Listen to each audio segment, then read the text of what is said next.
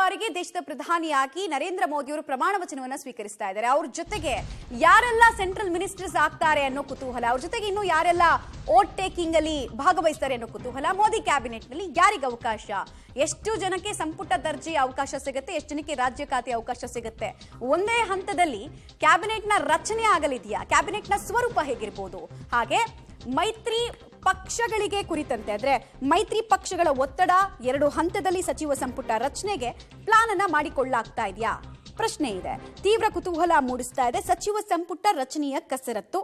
ನಾಳೆ ಸಂಭವ್ಯ ನಾಯಕರು ಯಾರ್ಯಾರು ಅಂತ. ಸೊ ಬಿಜೆಪಿ ಪಕ್ಷದಿಂದ ಸಂಭವ್ಯ ಸಚಿವರು ಇವರಿರಬಹುದು ಅನ್ನೋ ಲೆಕ್ಕಾಚಾರ. ಅಮಿತ್ ಶಾ ಅವರು ಮೋದಿ ಅವರ ನೆರಳಿನಂತೆ ಅನುಸರಿಸಿಕೊಂಡು ಬಂದು ರಾಜಕಾರಣ ಮಾಡಿದವರು. ಸೊ ಪ್ರಬಲ ಖಾತೆಗಳನ್ನ ನಿಭಾಯಿಸಿದ ಕೀರ್ತಿ ಅವರಿಗಿದೆ. ಇನ್ನೊಂದು ಕಡೆಗೆ ರಾಜನಾಥ್ ಸಿಂಗ್ ವಾಜಪೇಯಿ ಅವರ ಶಿಷ್ಯ ಕೂಡ ಹೌದು. ಮೋದಿಯ ಬಳಗದಲ್ಲಿ ಅತ್ಯಂತ ಆಪ್ತ ಬಳಗದಲ್ಲಿ ಗುರುತಿಸಿಕೊಂಡವರು. ಹಿಂದೆ ರಕ್ಷಣಾ ಸಚಿವಾಲಯವನ್ನ ನೋಡ್ಕೊಳ್ಳೋ ಜವಾಬ್ದಾರಿ ಇತ್ತು. ನಿತಿನ್ ಗಡ್ಕರಿ ಇವರು ತಮ್ಮ ಕಾರ್ಯಕ್ಷಮತೆಯಿಂದ ಪ್ರತಿಪಕ್ಷಗಳಿಂದ ಕೂಡ ಶಬಾಷ್ಗಿರಿಯನ್ನು ಗಿಟ್ಟಿಸಿಕೊಂಡವರು. ಸೊ ಮೋಸ್ಟ್ ಸೀನಿಯರ್ ಲೀಡರ್, ಇವ್ರಿಗೂ ಅವಕಾಶ ಸಿಗಬಹುದು ಅಂತ. ನಿರ್ಮಲಾ ಸೀತಾರಾಮನ್ ವಿತ್ತ ಸಚಿವೆ ಆಗಿದ್ದವರು. ಈ ಸಲ ಯಾವ ಖಾತೆಯನ್ನ ಪಡ್ಕೊಳ್ಬಹುದು. ಕರ್ನಾಟಕದ ರಾಜ್ಯಸಭೆ ಮೆಂಬರ್ ಕೂಡ ಹೌದು. ಜೈಶಂಕರ್ ರಾಜ್ಯಸಭೆಯಿಂದ ಆಯ್ಕೆಯಾದವರು. ಸೊ ವಿದೇಶಾಂಗ ಖಾತೆಯ ಜವಾಬ್ದಾರಿಯನ್ನು ನಿರ್ವಹಿಸಿದ್ರು, ಅತ್ಯಂತ ಸಮರ್ಥವಾಗಿ ನಿಭಾಯಿಸಿದ್ರು ಅನ್ನುವಂತಹ ಲೆಕ್ಕಾಚಾರ ಇದೆ. ಸೊ ಈ ಸಲ ಕೂಡ ಅವ್ರಿಗೆ ಅದೇ ಖಾತೆ ಸಿಗುತ್ತಾ ಅನ್ನೋದು ಕುತೂಹಲ. ಇನ್ನೊಂದು ಕಡೆಗೆ ಶಿವರಾಜ್ ಸಿಂಗ್ ಚೌಹಾಣ್, ಮಧ್ಯಪ್ರದೇಶದ ಮಾಜಿ ಮುಖ್ಯಮಂತ್ರಿ, ಹಿಂದೆ ರಾಷ್ಟ್ರ ರಾಜಕಾರಣದಲ್ಲಿ ಭಾಗಿಯಾಗಿದ್ದವರು, ಈಗ ವಾಪಸ್ ಮತ್ತೆ ರಾಷ್ಟ್ರ ರಾಜಕಾರಣಕ್ಕೆ. ಪಿಯೂಷ್ ಗೋಯಲ್ ಚಾಣಾಕ್ಷ ರಾಜಕಾರಣಿಗಳ ಪೈಕಿ ಒಬ್ರು. ಜೊತೆಗೆ ಇವರು ಅರುಣ್ ಜೇಟ್ಲಿ ಅವರ ಅನುಪಸ್ಥಿತಿಯಲ್ಲಿ ಮಂಡಿಸಿದಂತಹ ಬಜೆಟ್ ಬಗ್ಗೆ ಇವತ್ತು ಜನ ಮಾತಾಡ್ತಾರೆ. ಒಡಿಶಾದಿಂದ Ashwini Vaishnaw last time railway ಖಾತೆಯನ್ನು ಅತ್ಯಂತ ಸಮರ್ಥವಾಗಿ ನಿಭಾಯಿಸಿದವರು. ಹಾಗೆ ಮೋದಿ ಸರ್ಕಾರಕ್ಕೆ ಸಿಕ್ಕಿರುವಂತಹ ಗುಡ್ ವಿಲ್ ನ ಪ್ರಮುಖ ಭಾಗಿದಾರರು ಅಂತ ಹೇಳಲಾಗುತ್ತೆ. ಸ್ಮೃತಿ ಇರಾನಿ ಎಲೆಕ್ಷನ್ ನಲ್ಲಿ ಸೋತ್ರು ಕೂಡ ರಾಜ್ಯಸಭೆಯಿಂದ ಇವ್ರನ್ನ ಮೆಂಬರ್ ಮಾಡಬಹುದು ಅಂತ ಹೇಳಲಾಗ್ತಾ ಇದೆ. ಕ್ಷೀಣ ಸಾಧ್ಯತೆ ಇದ್ದೇ ಇದೆ. ಗುಣಾ ಲೋಕಸಭಾ ಕ್ಷೇತ್ರದಿಂದ ಜ್ಯೋತಿರಾದಿತ್ಯ ಸಿಂಧ್ಯಾ ಅವರು ಆಯ್ಕೆಯಾಗಿದ್ದಾರೆ. ಸೊ ಹಿಂದೆ ಸಿವಿಲ್ ಏವಿಯೇಷನ್ ಮಿನಿಸ್ಟರ್ ಆಗಿದ್ರು. ಈ ಸಲ ಕೂಡ ಅವಕಾಶಗಳು ಸಿಗಬಹುದು.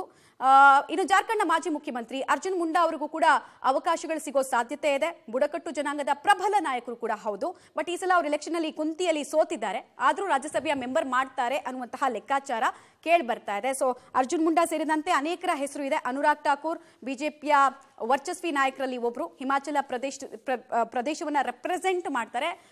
ಜೊತೆಗೆ ಅನೇಕ ಪ್ರಬಲ ಖಾತೆಗಳನ್ನ ನಿಭಾಯಿಸುವ ಸಾಮರ್ಥ್ಯ ಇದೆ ಅಂತ. ಪರಶೋತ್ತಮ್ ರೂಪಾಲ ಅವರಿಗೂ ಕೂಡ ಅವಕಾಶಗಳು ಸಿಗಬಹುದು. ಪ್ರಹ್ಲಾದ್ ಜೋಶಿ ಸಂಸದೀಯ ವ್ಯವಹಾರಗಳನ್ನ ನೋಡ್ಕೊಳ್ತಾ ಇದ್ರು. ಅನಂತ್ ಕುಮಾರ್ ಅವರ ಜಾಗಕ್ಕೆ ಬದಲಾಗಿ ಇವರನ್ನ ನೋಡ್ತಾರೆ ಈಗಿನ ಬಿಜೆಪಿಯ ಹೈಕಮಾಂಡ್. ಸೊ ಅವ್ರಿಗೂ ಅವಕಾಶ ಸಿಗಬಹುದು ಅಂತ. ನರೇಂದ್ರ ಸಿಂಗ್ ತೋಮರ್ ಅತ್ಯಂತ ಹಿರಿಯ ನಾಯಕ, ಹಿಂದೆ ಕೃಷಿ ಸಚಿವರಾಗಿದ್ರು, ಅವಕಾಶ ಸಿಗೋ ಸಾಧ್ಯತೆ ಇದೆ. ಗಿರಿರಾಜ್ ಸಿಂಗ್ ಬಿಹಾರದಿಂದ ಬೆಗುಸರಾಯಿ ಕ್ಷೇತ್ರದಿಂದ ರೆಪ್ರೆಸೆಂಟ್ ಮಾಡ್ತಾ ಇದ್ದಾರೆ. ಲಾಸ್ಟ್ ಟೈಮ್ ಕೂಡ ಮಿನಿಸ್ಟರ್ ಆಗಿದ್ರು. ಈ ಸಲ ಕೂಡ ನಿರೀಕ್ಷೆ ಇದೆ. ಸುಷ್ಮಾ ಸ್ವರಾಜ್ ಅವರ ಪುತ್ರಿ ಬಾನ್ಸುರಿ ಸ್ವರಾಜ್ ಅವರಿಗೂ ಕೂಡ ಅವಕಾಶವನ್ನ ಮಾಡಿಕೊಡುವ ಸಾಧ್ಯತೆ ಇದೆ. ಗಜೇಂದ್ರ ಸಿಂಗ್ ಶೆಖಾವತ್ ರಾಜಸ್ಥಾನವನ್ನ ರೆಪ್ರೆಸೆಂಟ್ ಮಾಡ್ತಾರೆ. ರಾಜ್ಯಕ್ಕೆ ಸಂಬಂಧಪಟ್ಟಂತೆ ಮತ್ತೊಬ್ಬ ರಾಜಸ್ಥಾನದ ಪ್ರಮುಖ ಲೀಡರ್ ಭೂಪೇಂದ್ರ ಯಾದವ್ ಅವರಿಗೂ ಕೂಡ ಅವಕಾಶಗಳು ಒದಗಿ ಬರುವಂತಹ ನಿರೀಕ್ಷೆ ಇದೆ. ಮೈತ್ರಿ ಪಾರ್ಟಿಯಿಂದ ಯಾರ್ಯಾರಿದ್ದಾರೆ, 5 ಸೀಟ್ ಗೆದ್ದಿರುವಂತಹ ಎಲ್ಜೆಪಿಯ ಚಿರಾಗ್ ಪಾಸ್ವಾನ್ ಅವರಿಗೆ ಪ್ರಮುಖ ಪೋರ್ಟ್ಫೋಲಿಯೋಗಳು ಸಿಗಬಹುದು ಅಂತ. ಇಲ್ಲಿ ತನಕ ಮೈತ್ರಿ ಪಾರ್ಟಿಯವರಿಗೆ MOS ಬಿಟ್ಟು ಎರಡೂ ಸರ್ಕಾರದ ಅವಧಿಯಲ್ಲಿ ಕೊಟ್ಟಿಲ್ಲ. ಪ್ರಬಲ ಖಾತೆಗಳನ್ನು ಕೊಡಬಹುದು ಇವರಿಗೆ ಅಂತ.